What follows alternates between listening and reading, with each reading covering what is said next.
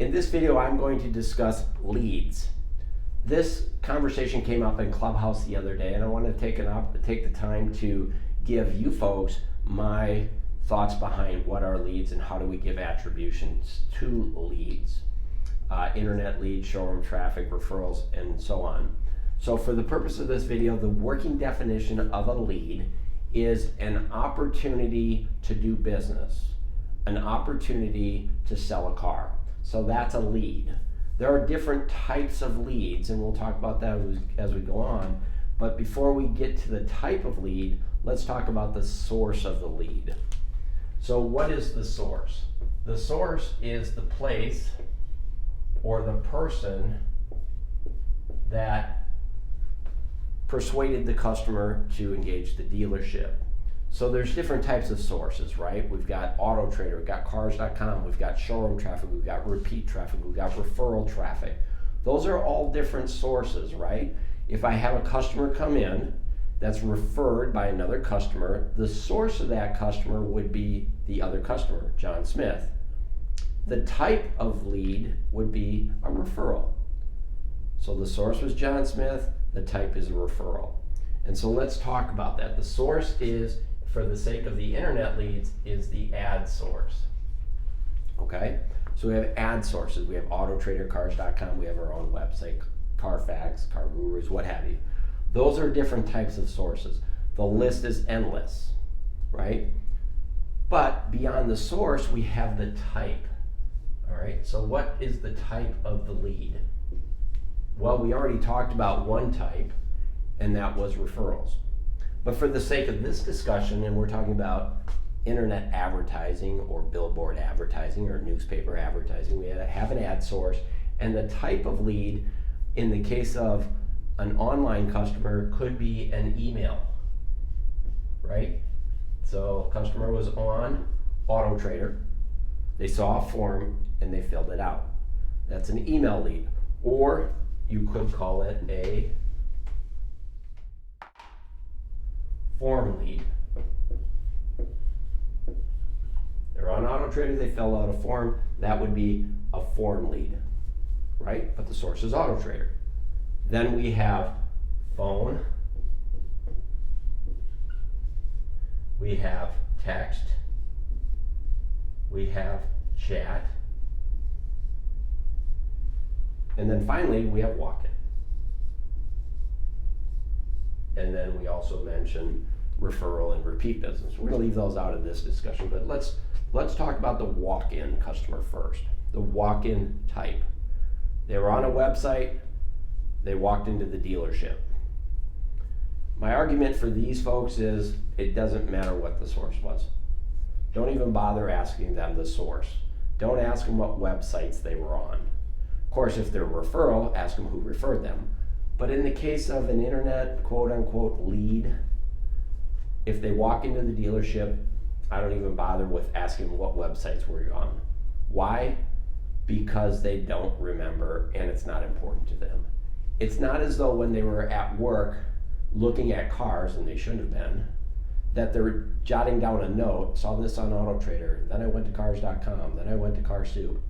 They don't do it. It's not important to them, and expecting them to do it, and or expecting them to remember it and give you that accurate data, waste of time. Don't even bother. All right? Don't screw up your data with data you can't ensure is accurate. I can tell you how many forms Auto Trader generated. I can tell you how many calls they generated, or text or chat. I can't tell you how many walk-ins they generated. Okay? Now, I'm going to take them right out of the discussion because it's irrelevant. Can't measure it, it's not accurate, don't bother. They don't remember. All right? So let's talk about the ad sources. In this case, we're talking about Auto Trader. Auto Trader creates form leads, phone leads, text, and chat. I don't know about text, but for sure chat. So let's talk about this. When we get a lead, there's two sides to the lead. I'm going to pull all this out of here. I'm just going to leave form up there, for example. So there is what I call lead gen, and that's for generation. That's marketing, right? The marketing department generates leads. The marketing department works with Auto Trader to advertise our cars on Auto Trader. Customer goes to Auto Trader, they fill out a form, and the form goes over to the dealership. But where does the form go? Does it go back to the marketing department? No, it goes to the other side of the equation. It goes to management. Management. Lead management. And where is lead management done? It's done at the sales department level. So this lead gen is marketing. Manage is the sales department. Marketing generates the lead, partners here, customer goes there, fills out a form, and the lead goes over to the sales department. Now, when it goes to the sales department, it can go to one of two places depending on your business model at your dealership, depending on how you run your sales team or your lead management side. You're managing the leads over here. Some dealerships are using a BDC model, right? Some dealerships are using a salesperson model or an internet sales manager model, all right? Let's talk about the BDC side of it. The BDC is a call center typically. Most BDCs, sales BDCs, field inquiries from Auto Trader and then the form site. So they get the forms, they get calls, they get text, they get chat. The BDC agents are receptionists, if you will. I don't mean that in a bad way. What I'm saying is they're there to help with the customer right up front. What is their job? Is their job to set appointments, or is their job to sell cars? Do we expect them to sell cars? No. BDC agents are trained and should be trained to sell one thing. They are appointment salespeople. They sell appointments. All right, that's their job. Get a lead, talk to the customer, persuade the customer to come in. The customer comes in, and what happens?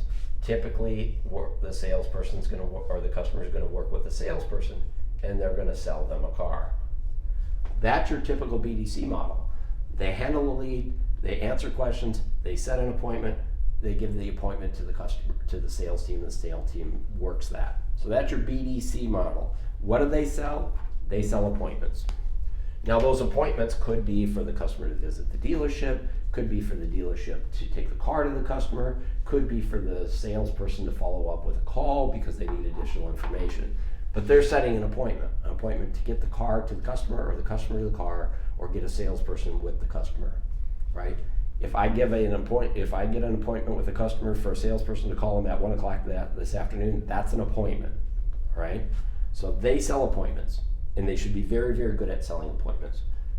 On the sales side, what do they sell? Cars. Salespeople sell cars. Their entire day is about selling a car. Are you going to sell a car today?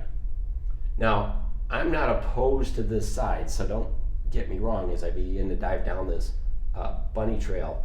I'm not opposed to the salespeople handling leads coming in, but remember, their primary focus is to sell a car. So what do you think happens when they take that call, that sales call, or get that form lead, or take that chat? They begin to sell the car. Most of them are not focused on an appointment. They're all about the sale of the car. And so what happens here more times than not is we start talking about things in depth, like the price, like the trade, or the payment,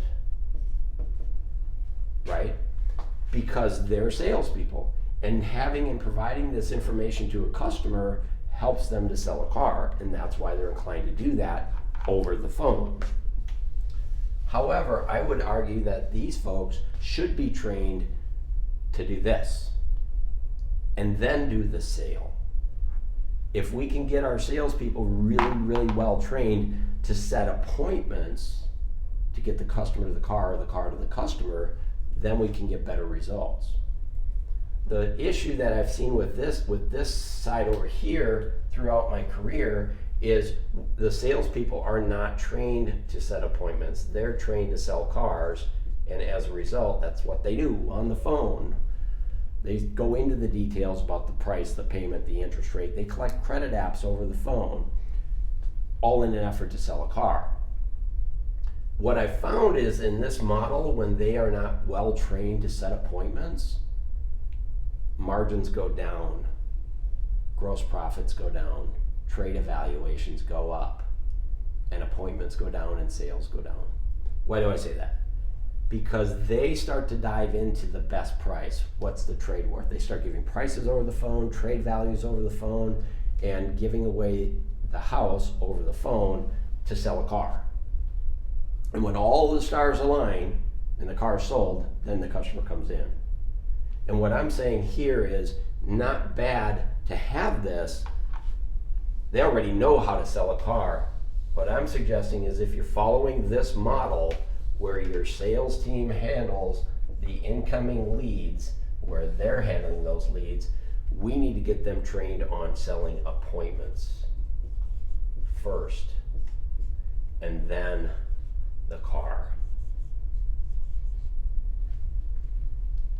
So that's what I suggest. Let's help them set appointments, and if they do, then they'll sell more cars. But if they're selling cars over the phone, it's going to cost you margin, potentially lose you deals. Why do I say that? If this salesperson, the customer says, what's your best price? And the salesman says, let me call you back. And then they go to the manager and they call the customer back and they give them their best price. And the customer says, okay, let me think about it. And the price is too high, or the customer doesn't like the price. Guess what they do? They ghost them. They ghost the salesperson. They don't return their calls. They continue to shop online. They go to the dealer across town because something you said about price didn't meet their desires, their needs, their wants. They want a payment. You give them a payment. Payment's too high. You hang up because they're going to think about it. They don't come in. You give them a trade value. It's not as much as they want. They don't come in. But that doesn't mean they're not going to buy a car. They just ruled you out. So I would argue, and I know it sounds a little bit old school, but I would argue you should really get your sales team proficient at setting appointments, because one thing I know is when the customers had an opportunity to see the car, test drive the car, and fall in love with the car, then they're more malleable. Then they're more inclined to work with you. Once you've built that relationship with them, then they're more open, and you can really help them discover and get their needs met, i.e. you can sell a car. The goal here is to help them get what they want. And I know, according to Zig Ziglar, if I help enough people get what they want, I'll get what I want. Hope you found this video helpful. Thanks for watching.